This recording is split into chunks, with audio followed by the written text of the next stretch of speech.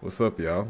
2025 has started off in a crazy way, and your President Donald J. Trump has not made it any better. He has got up on his pedestal and some wild statements about what he might do when it comes to Greenland, Panama, and Canada.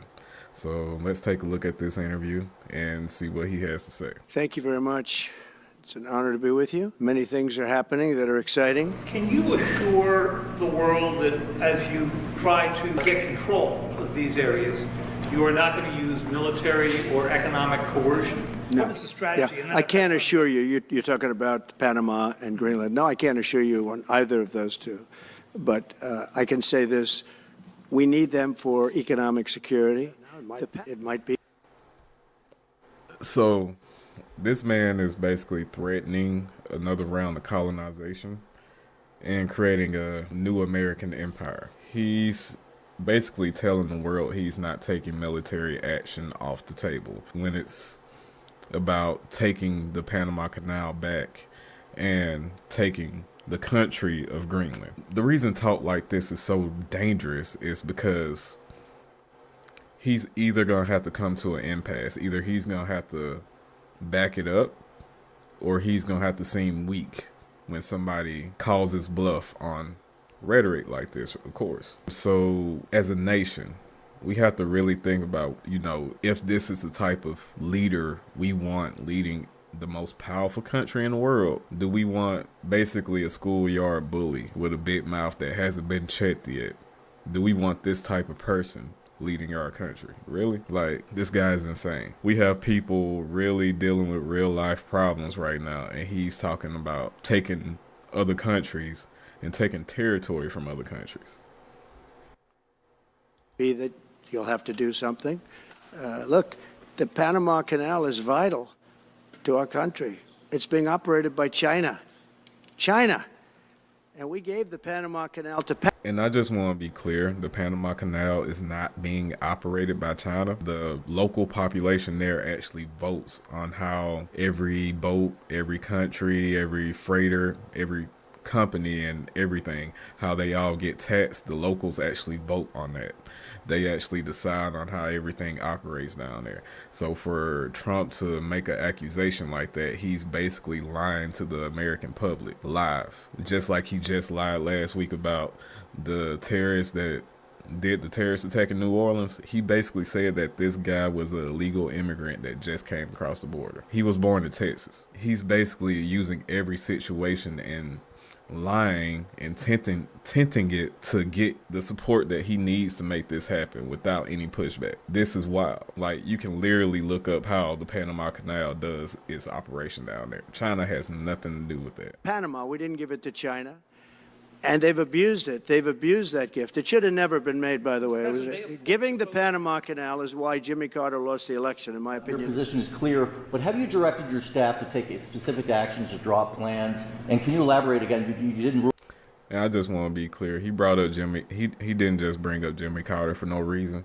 He brought up Jimmy Carter because he just died, and he is looking for any and every reason to dig his claws into any and every situation and make any Democrat look bad. This is a horrible individual. He looks at every situation as an opportunity for him, and I'm surprised more Americans didn't see through this mess. Rule out military coercion. Well, we need Greenland for national security purposes. I've been told that for a long time, long before I even ran. I mean, people have been talking about it for a long time. And I just want to be clear, we don't need Greenland for national security. There's nobody that's going to invade America. Trump wants Greenland for Elon. There are natural resources in Greenland that would be very valuable to a bunch of Trump's biggest donor class, like all of the billionaires and millionaires that's currently in the White House at Mar-a-Lago, the secondary White House, bending the knee to Trump.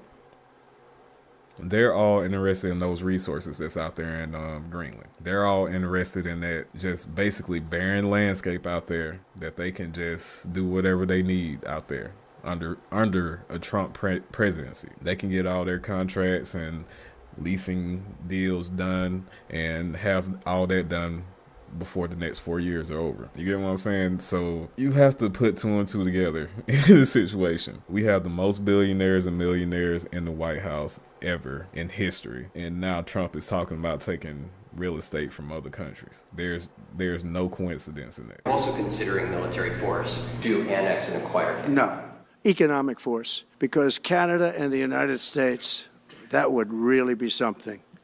You get rid of that artificially drawn line, and you take a look at what that looks like, and it would also be much better for national security. Don't forget, we basically protect Canada. We're going to be changing sort of the opposite of Biden, where he's closing everything up, essentially getting rid of. You notice how Trump has no problem accepting an entire country into the fold of America. He calls the northern border with Canada a superficial border. But when it comes to them people in the South, the Mexicans in the South, the southern border, he don't want them folks. You wonder why. $50 to $60 trillion worth of assets. We're going to be changing the name of the Gulf of Mexico. Oh yeah, and it's oil in Canada. It's well-known whole wells of oil in Canada. So it's also a money incentive behind what Trump is doing with Canada also. So let's not forget that.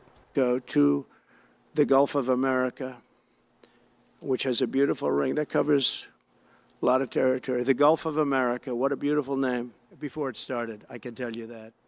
The deal could have been made just by an average deal maker. Deal could have been made on that. And Mexico has to stop. Him renaming the Gulf of Mexico to the Gulf of America is just a gimmick. Ain't no way Trump is going to make these other countries call the Gulf of Mexico the Gulf of America. I promise you. Yeah. Allowing millions of people to pour into our country. They can stop them. And we're going to put very serious tariffs on Mexico and Canada, because Canada, they come through Canada too. And the drugs that are coming through are at record numbers.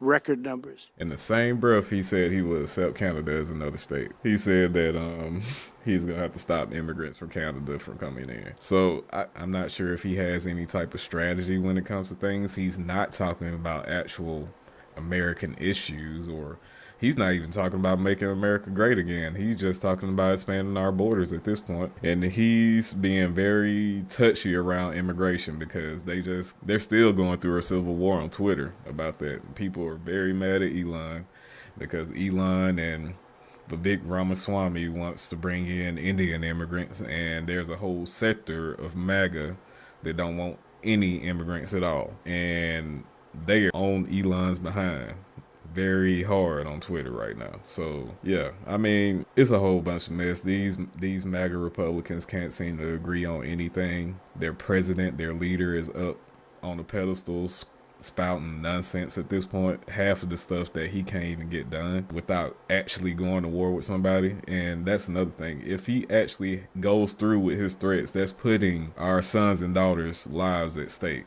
That's putting a lot of people's lives at stake for a rich person just to get richer. Nah, I mean, y'all put this man in office. I just want y'all to be aware of what this man is out here doing and what he's telling y'all that he's planning to do. So y'all be safe out here. Stay aware.